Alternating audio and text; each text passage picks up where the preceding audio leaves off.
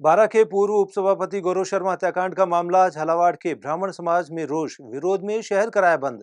बीकानेर के श्री डूंगरगढ़ थाना क्षेत्र के रिडी गांव का मामला सिलसिलेवार कहानियां बनाकर किसान से की गई कई बार ठगी। 7 दिन बाद खोला पेटी तो निकला मिट्टी का कलश और एक सांप। और प्रदेश में बिपरजोई तूफान की एंट्री। मौसम विभाग ने पश्चिम राजस्थान में किया विशेष अलर्ट जारी। प्रशासन ने की लोगों से घरों से बाहर नहीं निकलने की अपील।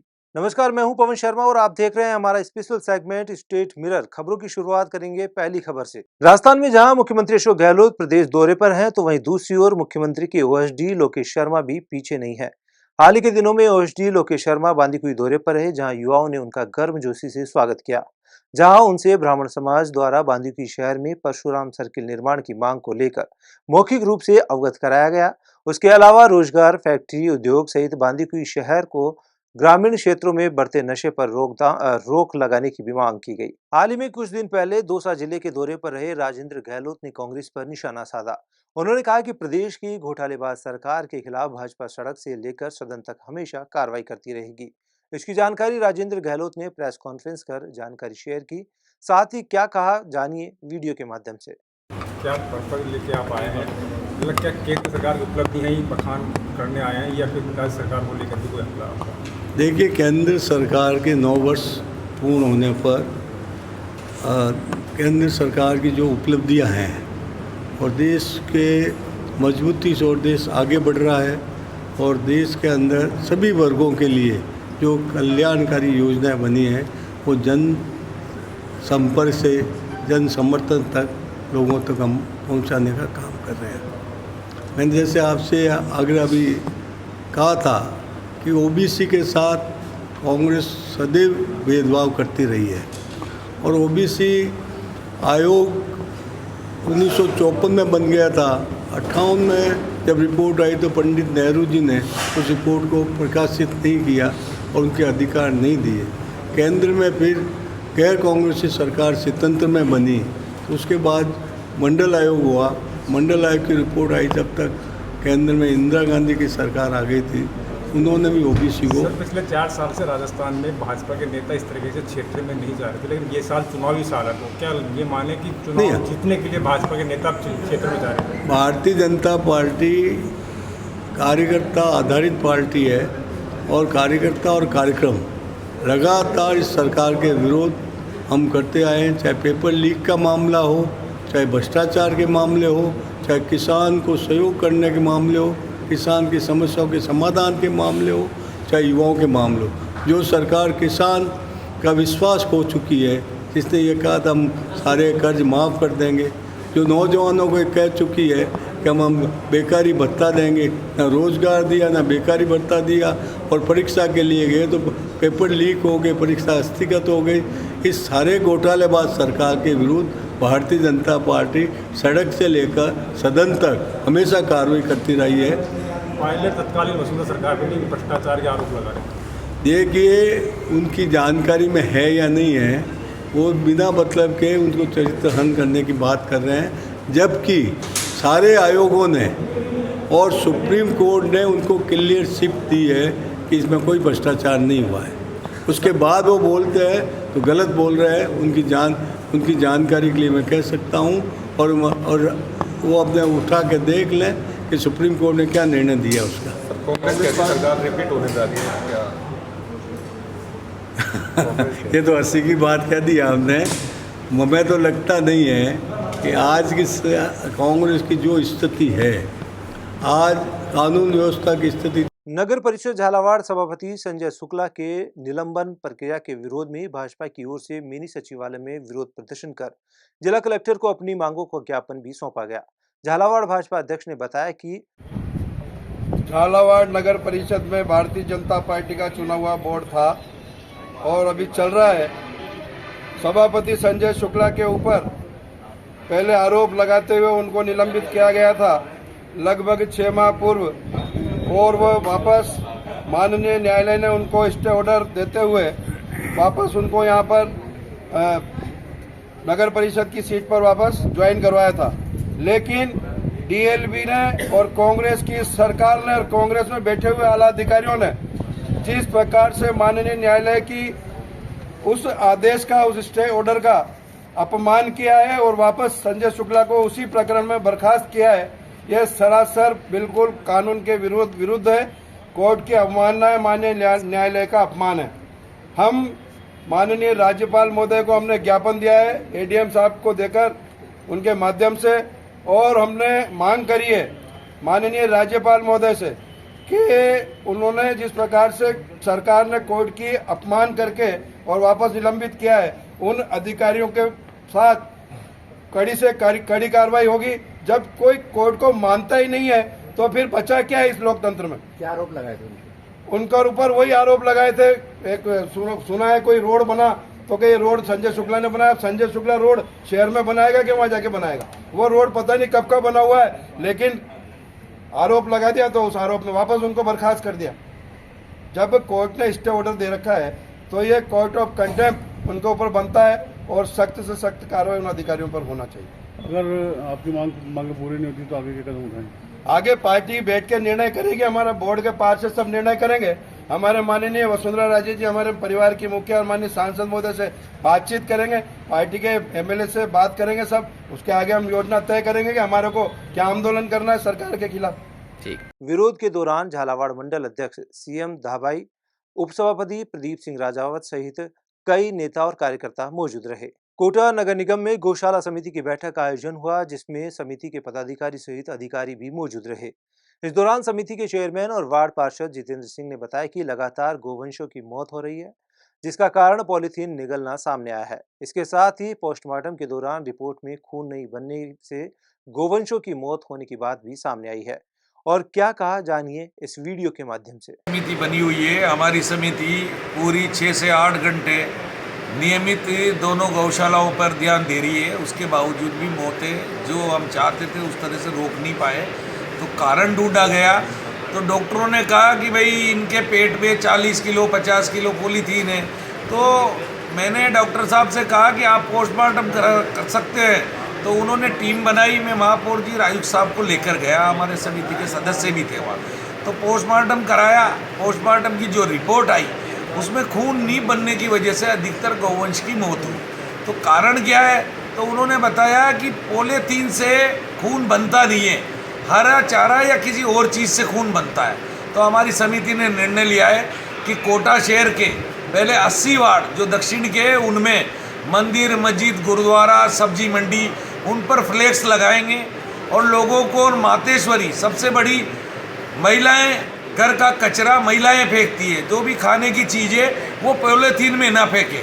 पॉलीथीन में फेंकेंगे तो उसे गौवंश खाता है और गौवंश खाने के बाद मौत की तरफ जाता है। तो ये लाख रुपए का एक फर्जीवाड़ा हुआ है। उत्तर से पेमेंट ठेकेदार ने नाजायज उठा लिया है, जबकि दक्षिण वो दोनों एम्बुलेंसों पे 15 व्यक्ति, आर.ओ. साहब पड़ोस में बैठे हैं मेरे, इन्हें जानकारी है कि वो 15 ही लोग है ना एम्बुलेंस पे चल रहे हैं, मगर 10 आदमी पर डे के बताकर 1.5 साल का अभी कुछ दिन पहले पेमेंट उठाया है। कोटा संभाग के सबसे बड़े एमबीएस हॉस्पिटल में उस समय हंगामा हुआ जब एक वकील स्कूटी लेकर अस्पताल में पहुंचा।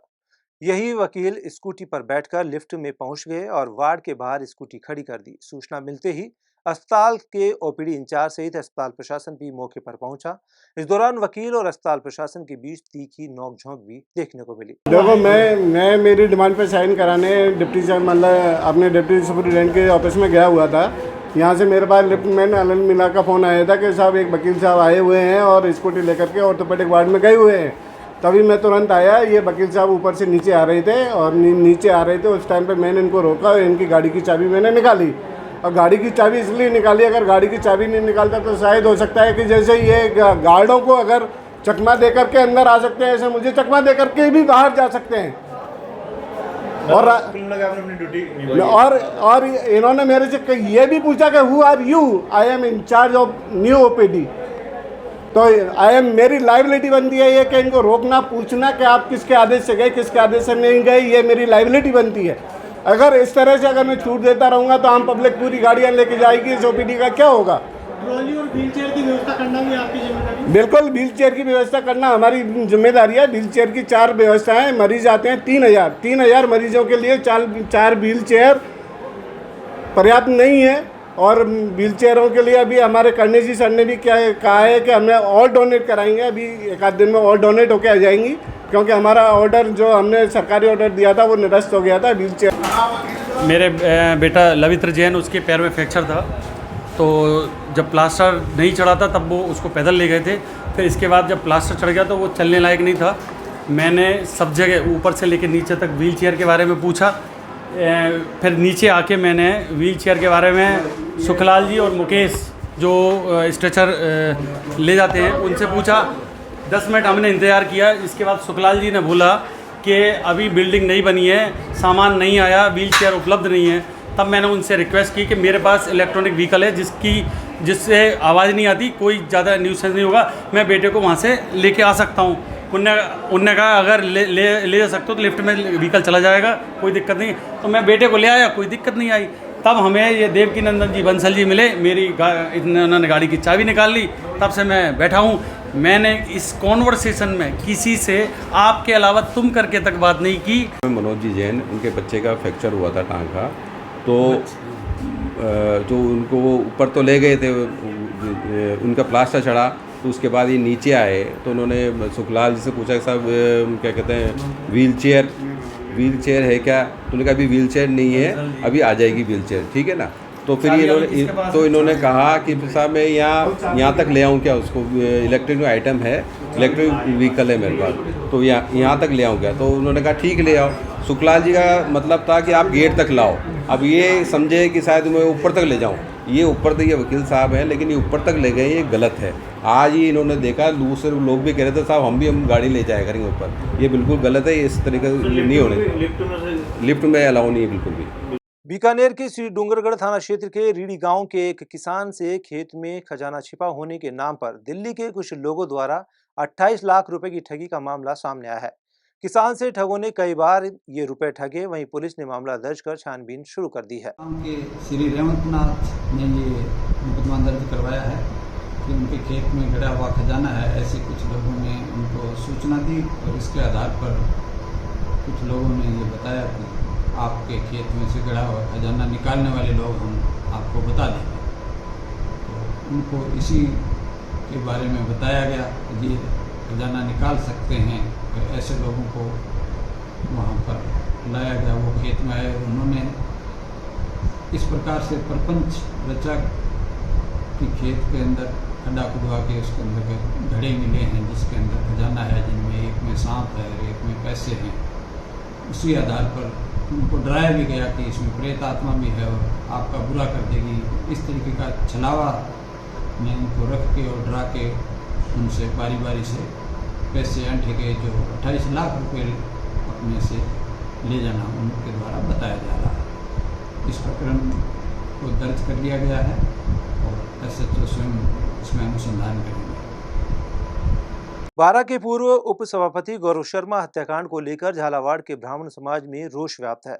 इसके चलते सर्व ब्राह्मण समाज ने शुक्रवार सुबह झालावाड़ शहर बंद कराया। वहीं कुछ दुकानें खुली मिली तो उसे भी बंद कराया गया। इस दौरान ब्राह्मण समाज के सदस्य प्रमोद शर्मा, राजेंद्र जोशी आदि समाज बंधु मौजूद रहे और समाज के लोगों ने क्या कहा, जानिए। विशेष कारण ये है कि गौरव शर्मा की हत्या जो बारा के तलवाड़ा क्षेत्र के अंदर राजेंद्र मूंडला और राम कंवर हरनावदा द्वारा की गई है, ये सामान्य हत्या नहीं है।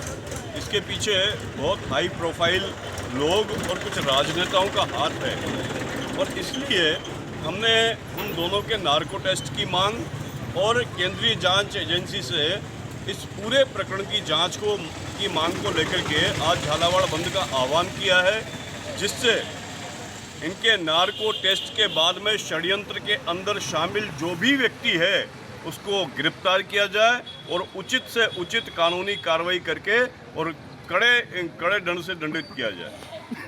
जोधपुर में बिपरजोई तूफान से पहले जिला प्रशासन ने सभी महत्वपूर्ण विभागों के अधिकारियों की मीटिंग ली और आपदा प्रबंधन के लिए पुख्ता इंतजाम करने के निर्देश दिए।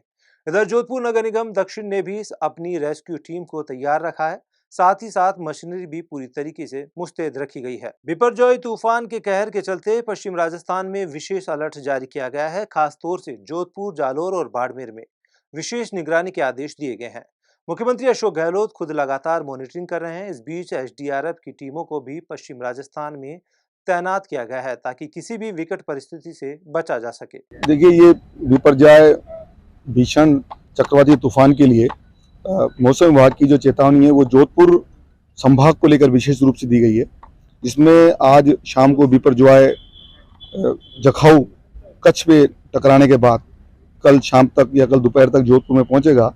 उसके लिए जोधपुर संभाग के 6 जिले जोधपुर, पाली, जालोर, सिरोही, बाड़मेर और जैसलमेर में हमने 11 टीमें तैनात की है, जिसमें पाली में 2 और जालोर में 3 है, सिरोही में 2 है, बाड़मेर में 2 है, एक जोधपुर में है और एक जैसलमेर में है। तो हमने 1-9 के हिसाब से हमारी टीम के अंदर 10 लोगों का जाब्ता होता है, जिसमें हम CSSR और फ्लड रेस्क्यू का पूरा इक्विपमेंट के साथ हमने पूरी टीमें तैनात कर रखी है और हमने इसको अंतिम रूप अभी दिया है। सुबह से हमारी कवायद चल रही थी। हमारे कमांडेंट राजकुमार गुप्ता जी लगातार हमसे संपर्क में है। कल से एडिशनल डीजी हमारे आलोक वसी साहब हैं, डीजी साहब हमारे राजीव शर्मा जी हैं, सतत निगरानी कर रहे हैं जोधपुर को लेकर विशेष, और हम उसके लिए चाक चौबंद हैं, सतर्क हैं। राजस्थान में बिपरजॉय तूफान की एंट्री के साथ ही बीकानेर जिले के लिए भी येलो अलर्ट जारी किया गया है। मौसम विभाग ने 2 दिन तेज आंधी के साथ बारिश की आशंका जताई है। इस बीच जिला प्रशासन ने पुलिस, आर्मी, एयरफोर्स और BSF को भी अलर्ट जारी किया है। जिला पुलिस की ओर से भी मोहल्लों में माइक के जरिए आमजन को सतर्क किया जा रहा है। पुलिस की अपील है कि लोग बेवजह घरों से बाहर इस मौसम के दौरान न निकले। फिलहाल इस बुलेटिन में इतना ही। मुझे दीजिए इजाजत। नमस्कार।